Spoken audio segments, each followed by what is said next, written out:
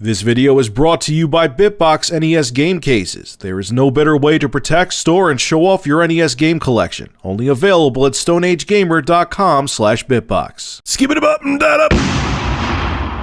So after all the big shit about resolution with Watch Dogs and the Xbox One and PS4, how it was going to be 1080p and 60 frames per second on the PS4, and Sony even put it up on their website, and it was totally not true.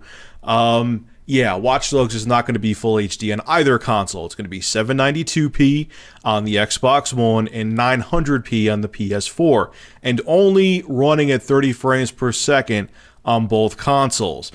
Creative director Jonathan Morin took to Twitter to talk about this whole situation. A website called GamePure compiled his tweets together kind of like in a paragraph, and I'll read that to you now and then discuss it and tell you what I think. I said it is one element in every aspect of a game. Watch Dogs is about dynamism. It could not have been the case. Everything is related to each other, and everything is a choice in game development. You decide to have dynamism like ours in a full city that you must embrace it when it comes down to choices. You guys can decide to extract resolution from the big picture to make it easier of a choice for you, but I can't. I am not denying that resolution has an impact, but it's about cost and impact. It is always about that. You guys are free to interpret. It is your right. My job is to make choices based on the game we are making. That was so beautiful. Thank you, Jonathan Morin. That just pulled on my heartstrings.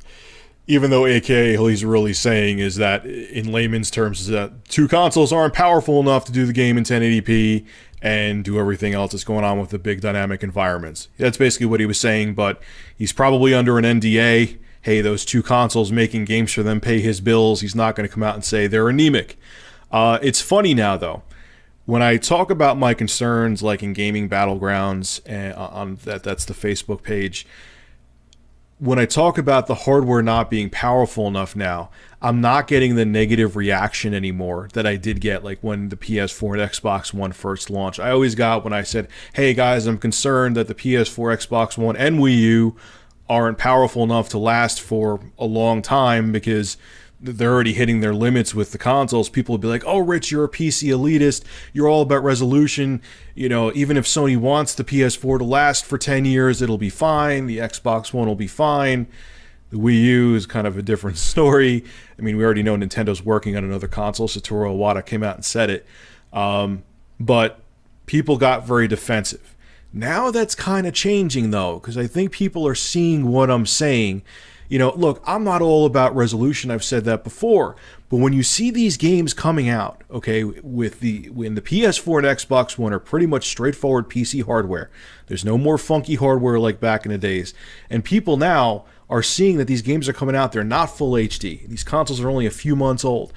The developers are making compromises, and it's not because they don't understand the tech. The tech is, the processors are 8-core x86 64-bit processors. There's Radeon GPUs in them. When people now are seeing that these games, they're actually making concessions instead of harnessing the power of these next-gen consoles, people are rightfully getting concerned. And it's not because they're graphics whores. What they're thinking is, how are these consoles going to last even 5 or 6 years, let alone 10? And this is exactly what's going on. This is what I'm talking about. It's not that look, no offense. If I want to play Watch Dogs in 1080p 60 frames per second, I got a computer right here that can handle that. Well, at least I know it can do 1080p maxed out, maybe at like 40 or 50 frames per second. But you get my point. It's not that I'm concerned and all I care about is graphics and what I care about is developers were complaining, like I said before, last generation, that the hardware was too anemic. We need new hardware.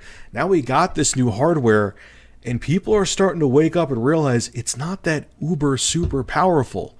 You know, games both, especially on the Xbox One more so, the developers are making concessions. They're at weird resolutions like 792p. Titanfall's also at 792p. That's the first time I ever heard of that resolution when Titanfall was that was what they said the game was going to be running at.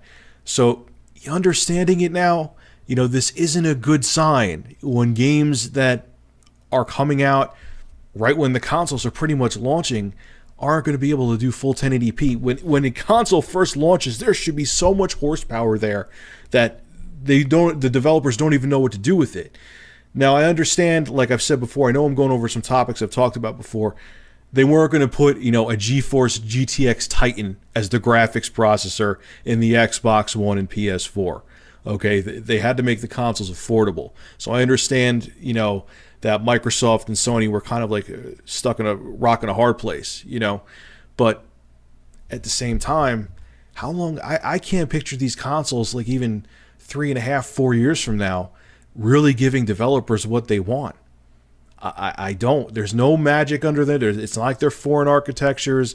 So this could be a big problem. And it's not just about graphics. It's about if developers want to innovate and really give us these next-gen experiences, is the PS4 and Xbox One really capable of doing it when they're already tapped out a few months into their life? It'll be interesting to see what happens. I hope I'm wrong. I hope all of us who are thinking the same way I am are wrong. But things aren't looking too good right now. All right, folks, this is Rich of Review Tech USA. Make sure to rate, comment, favorite, and subscribe. And as always, thank you for supporting my channel. Have a good one.